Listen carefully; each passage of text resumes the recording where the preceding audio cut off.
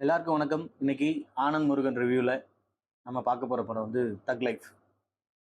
மணிரத்னம் இயக்கியிருக்கிற அந்த படத்தில் கமல்ஹாசன், சிம்பு, அபிராமி, த்ரிஷா, அசோக் செல்வன், ஐஸ்வர்யா, அதுபோக நிறைய பேர் நடிச்சிருக்காங்க. இந்த படம் எப்படி இருக்குன்னு சொல்லி பார்க்கலாம். எங்கேருந்து ஆரம்பிக்கிறதுனே தெரில.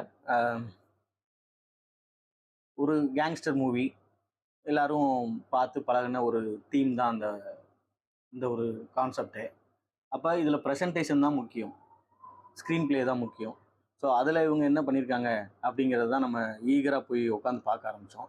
உட்காந்து பார்க்க ஆரம்பிச்சிலேருந்து இந்த சீனில் ரெடி ஆயிரும் படம், அந்த சீனில் ஸ்டார்ட் ஆயிரும், அதுக்கு அடுத்த சீனில் ஏதாவது ஒரு ட்விஸ்ட் வந்துடும் நினச்சி பார்த்து ஒரு வழியாக இன்டர்வல் வந்துச்சு. இன்டர்வல் கிட்ட லைட்டாக ஒரு ஹோப் கிடச்சிது. ஸோ இதுக்கப்புறம் ஏதாவது வித்தியாசமாக இருக்கும், ஏன்னா இது வரைக்கும் இந்த மாதிரி இன்டர்வல் நம்ம பார்த்துருப்போம், இதுக்கப்புறம் புதுசாக ஏதாவது சமைச்சு வச்சுருப்பாங்க அப்படின்னு சொல்லி பார்த்தா இன்டர்வலுக்கு அப்புறம் வந்து நமக்கு கிடைச்சது வந்து பழைய கெட்டுப்போன சாதம் தான்.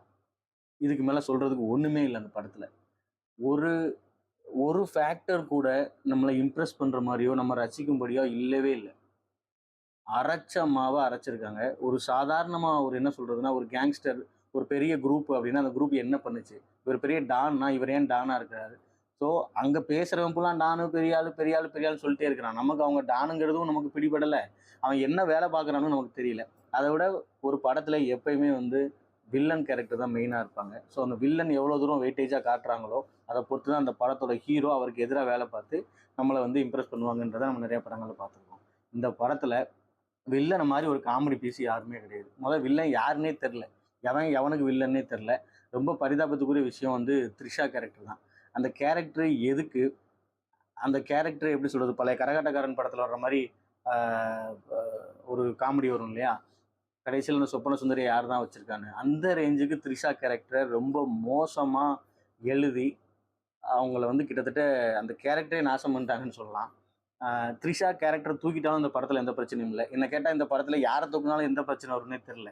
எந்த கேரக்டருமே இந்த படத்துக்கு நல்லது பண்ண மாதிரி எனக்கு தெரியல. இதில் உண்மையிலே ரொம்ப பரிதாபத்துக்குரிய விஷயம் யாருன்னு கேட்டிங்கன்னா அந்த அசோக் செல்வன் தான். அந்த கேரக்டர் எதுக்கு வருது, அது வந்து ஏன் இதுக்கு இதெல்லாம் பேசுது, அந்த கேரக்டர் கடைசியில் என்ன பண்ணுச்சு, ஒன்றுமே இல்லை. பொம்மை மாதிரி அந்த கேரக்டர் யூஸ் பண்ணியிருக்காங்க. ஈவன் கமலஹாசனே கூட இவ்வளவு ஒரு இன்டெலெக்சுவல் நம்ம பார்த்து, மணிரத்னம்ன்றதுலாம் ஒரு டேரக்டருக்குலாம் ஒரு ட்ரெண்ட் செட்டர். அவர் எப்படி அவங்க இந்த ஸ்கிரிப்டை வந்து இந்த ஸ்க்ரீன் பிளேல நம்ம ப்ரெசென்ட் பண்ண முடியும்னு நினச்சாங்க, எந்த ஃபேக்டரை மக்கள் ரசிச்சிருவாங்கன்னு இவங்க நம்பினாங்கன்னு எனக்கு தெரியவே இல்லை. ஒரு படம் ஆரம்பித்து 20 மினிட்ஸில் கதைக்குள்ளே போயிடணும். ஆனால் இந்த படம் ஆரம்பிச்சதுலேருந்து முடிகிற வரைக்கும் என்ன கதைன்னே கடைசி வரைக்கும் யாருக்குமே புரியல. ரொம்ப எதிர்பார்த்து போய் கிட்டத்தட்ட ஏமாந்து போய் வெளியில் வந்த ஒன்று வந்து ரீசெண்ட் டேஸில் படம் பார்த்தீங்கன்னா இந்த தக் லைஃப் தான். இது முழுக்க முழுக்க என்னுடைய கருத்து தான். போய் பார்க்குறவங்க பார்த்துட்டு உங்கள் கருத்தை சொல்லுங்கள். என்னுடைய மதிப்பீடு இந்த படத்துக்கு பார்த்தீங்கன்னா 1 out of 5 தான்.